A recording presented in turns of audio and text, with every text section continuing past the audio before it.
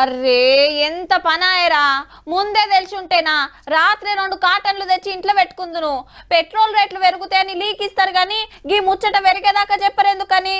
అబ్బా ఆయతారం దావతుండే గది అయిపోయినాక పెరిగినా మంచిగుండు. మున్పు 500 తీసుకుపోతే ముగ్గురు కూసునేది మంచిగా. చ నీ అని ఫీల్ అవుతుండట మా అన్నలు. ఎందుకో గీ అన్న చెప్తాడు ఈనుండ్రి. ఈ ఎండకు దూపారక దుఃఖనం కాడి కూరికి అన్న ఓ సల్లడి బీరియా 150 చేతిలో పెడితి. ఇంకో 30 అన్నాడు. ఏ గిలాససుడు వద్దే అంటిని. అరే నీకు తెలియదన్నా రేట్లు పెరిగినాయి తేతే అనగానే అడిగినంత ఇచ్చుడైంది అందరి కథ. మాకు లాస్ వస్తుంది 100 మీద 30 రూపాయలు పెంచాలని సప్లై కాడ సతాయించి సర్కార్ను డిమాండ్ చేస్తే ఈ లేచిన కమిటీ 15కు ఫిక్స్ చేసింది అన్నట్టు.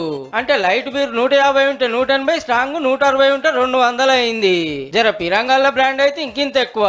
మేం చెప్పి వైన్స్ లో రేట్లే బార్లు ఇంకో 30 ఎక్కువ ఉంటది. ఎట్లయినా రేట్లు పెరిగినందుకు నెలకు 300 కోట్ల తుట్టి తాగేటోళ్లకు.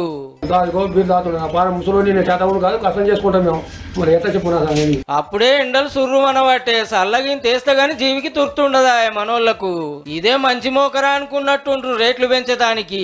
మాల్లేదనే మాట రాకుండా సరిపోను తయారైతుంది. డిపోల కాటన్ లెక్కించుడు, వైన్స్ ల దించుడు, మనోళ్ళు గుంజుడు.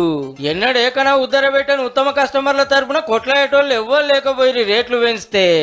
అంటే అన్నలకు కోపం వస్తుంది గాని బీరు పిరమైందని బారుకు పోకుంటుంటారా? ధర పెరిగిందని దమ్మార దాగుడు ఆపుతారా? నీ రేట్లు పెరిగి పాడాయనేవరా అనే బాధలో బీరు ఎక్కువనే పోస్తారు పో.